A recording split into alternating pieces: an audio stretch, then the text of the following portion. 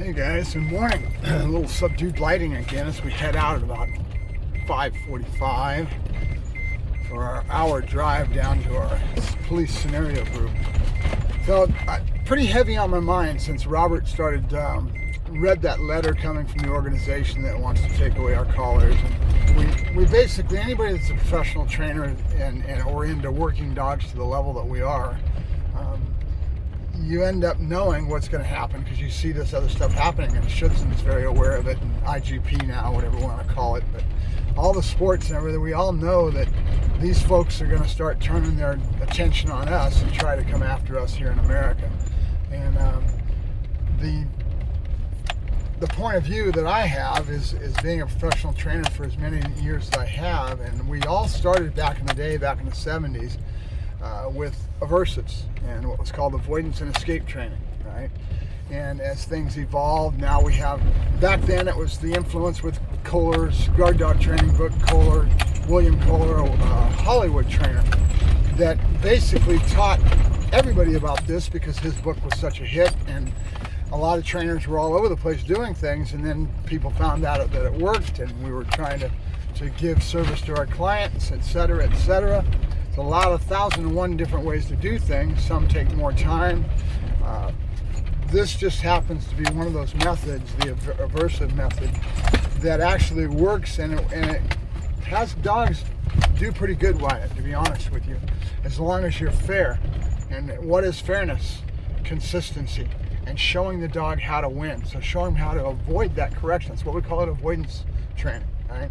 And your job basically, and I'll maybe have to chalkboard this one of these days, probably put it on chalkboard and chat with you again. But so this is a very controversial subject, and there's a lot of people now that are using food and motivational methods brought on by Michael Ellis, to be honest with you. He's the one that really started all this and kicked it off with Leoberg. And I'm dropping names now because it really doesn't matter. This stuff's all over the internet, and people know what methods are being used, where it comes from. But they're a big influence, the Michael Ellis methods, and teaching the science of dog training with marker training, which was the clicker that started all that, right? The clicker training, and back in the 70s, 80s when this first started getting going, actually it was 79, 80 I took off. No, so it was after that she came in with her book on the clicker training. I'm trying to remember the lady's name. I never can remember it. I do brain blank. But so back then, the working dog trainers really poo-pooed clickers, and they really went crazy on it until somehow it started to take a little bit of a hold and then it started to get used. And now a lot of trainers use clickers, food, motivational methods with tugs, all the stuff that's coming from Michael Ellis and the Leoberg site. That's really where it all came from as far as the motivational aspects of things. But they still sell stem collars on that site, and they still have training videos and all that on the aspect of the e-collar, and it's there because we understand as balanced trainers that food and a cookie is not going to stop a dog that's high drive and going to want to go chase after that deer. It's just not going to work. Okay, and a lot of genetics with these high drive dogs with the pity breeds, and like you saw Buddha. I came in him with aversive because he's hardwired to go chasing after game. His whole temperament and his whole breeding is to be bred to chase after large game, meaning bears and wild boar, and you know, I mean, this dog is stout. You know, that Dogo Argentina, he didn't play. So there's certain aspects that you almost have to use an aversive method. And if you don't, you're really doing a disservice to the dog because you're going to be there for months trying to use food. Is it possible? Yes, it's possible. But again, the client has to pay you for your services, and we need to get a job done. And as long as you're fair and consistent with what you're doing, and get through it as fast as you can in the most expedient method, and have that praise. And I'll go over this a little bit more. We'll get into some more verses because Robert has really stirred the pot and really brought this controversy back out to the forefront again, and this argument's all over the internet again. Here we go with all the purely positive people that want to argue their point, and they're so convinced that they're right, and with the passions, they're the ones that want to demonize us and take away the tools that we know work, and we save a lot of dogs. Okay, and the reason for that is because we understand what pressure can do with an animal, and at the same time get it through through it as fast as we can, as most humanely as we can, right? And that's why you don't see me using a stim collar with a young dog, though there are trainers that are good enough to be able to do that, and they advocate that because they have the skill, and this is what they use. There's one trainer in particular, I won't say his name online, that actually wrote a book on the e-collar. He seems to have a lot of followers, and he's got a big group that follow him. But you're always going to have these antis that are going to come at you, and they're going to try their best to wheedle their way through government and try to use laws and to get them on the books. Right? So we got to be very careful and watch and pay attention to how they're coming at us in a million different ways to be able to try to get laws on the books to outlaw these tools in the States. Now, I think that's going to be really a lot harder because look how the guns are going on. The guns are still there. The freedom, American freedoms are very highly thought of, don't tread on me, don't take away what I want to be able to do as long as I'm not hurting somebody else. So even though with guns, it's my personal opinion that we do need to change some things on the books, because we're not talking about ball and musket days where we were worried about the British coming over to our country. If a war happens over here, you're not going to... We have our guns, but we just got to change the way we do things a little bit. And that will happen with time, hopefully, as people go through these whole curves. But I'm getting off subject. So let's go back to aversives, meaning balanced dog trainers that use a myriad of different methods. We use positive. And you talk to Robert that started this whole issue online, you'll find out that, oh, that's a bummer. 2 dogs got smacked. 2 of them in the road. That's sad. So if you talk to him, you'll find out that he uses as much positive as we possibly can. We don't want to beat up the dog. We're not trying to be abusive to the animal. We're trying to get the dog through with the least amount of stress and the most expedient way and humanely way that we can, using the tools we've got, because we know we have to do this with certain dogs. And if you don't, you end up relegating that dog to being put into the system and getting put down. And that happens a lot.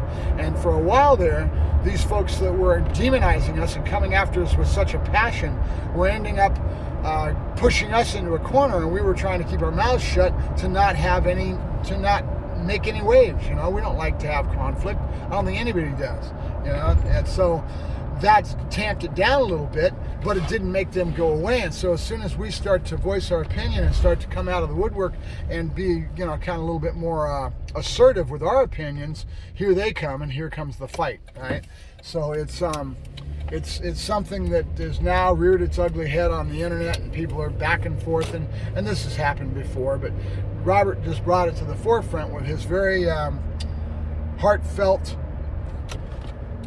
message that he put out with his video, and he's doing a really good job with his online offerings, and he's doing real good with the digital magic, and he's got his wife to give him the support that he needs in regards to getting filmed, and he put together himself a studio with and that all takes money, and it takes people around you that can put it all together, and he's done that. So I admire that, and I envy that, because I'd love to be able to give you guys all the digital magic and do that, but I'm a one-man army. I can't do it. So back to the subject of aversives and balanced dog trainers, purely positive or force-free trainers, as we call it.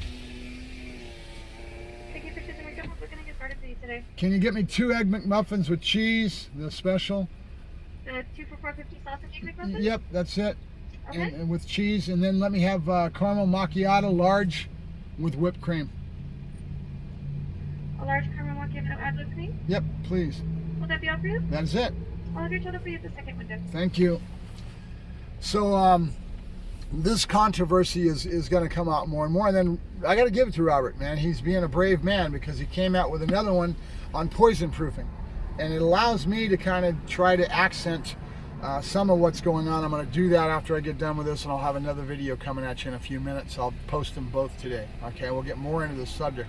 I want to try to give some accent points on the subject of why we feel like we do as far as professional trainers, people that are balanced trainers, right? And you see me, I use food all the time, I use clickers, I'm using as many positive ways as I can to get through to the dog.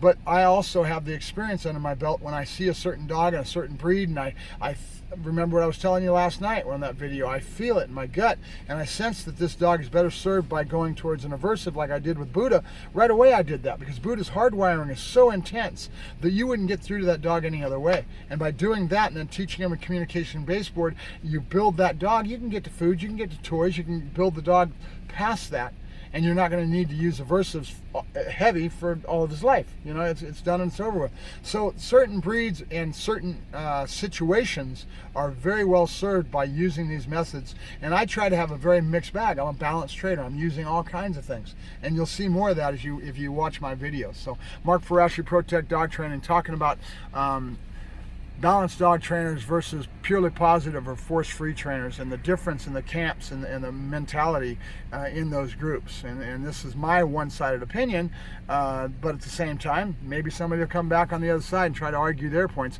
And they're going to fill you up with a lot of big words and a lot of science and all that, and they're not wrong by using science. I mean, there's a lot we can be benefited by paying attention to these folks, and I think we'd be better served by starting to understand each other a little better and not trying to demonize one side or the other, right? We both have our valid points that we're trying to put forward. So, and for the betterment of the dog, okay, and for saving dogs' lives. So, Mark Ferrasci, Protect Dog Training, signing off. Bye-bye.